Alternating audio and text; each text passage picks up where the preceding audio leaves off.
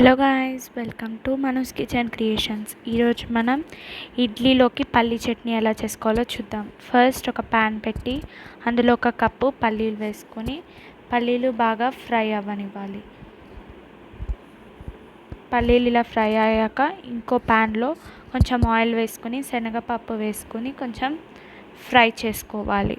శనగపప్పు మంచిగా golden colour వచ్చే వరకు ఫ్రై చేసుకున్నాక ఒక పావు కప్పు మినప్పప్పు వేసుకోవాలి. మినప్పప్పు కూడా మంచిగా పచ్చివాసన పోయే వరకు ఫ్రై అవ్వాలి. తర్వాత ఒక టీ స్పూన్ జీలకర్ర వేసుకొని పోపు దినుసుల్ని బాగా ఫ్రై అవ్వనివ్వాలి.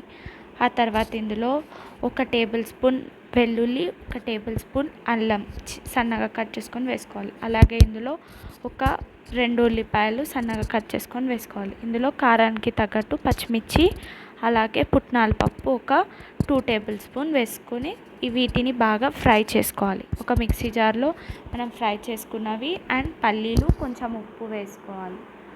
చేసుకుంటే పల్లి పచ్చడి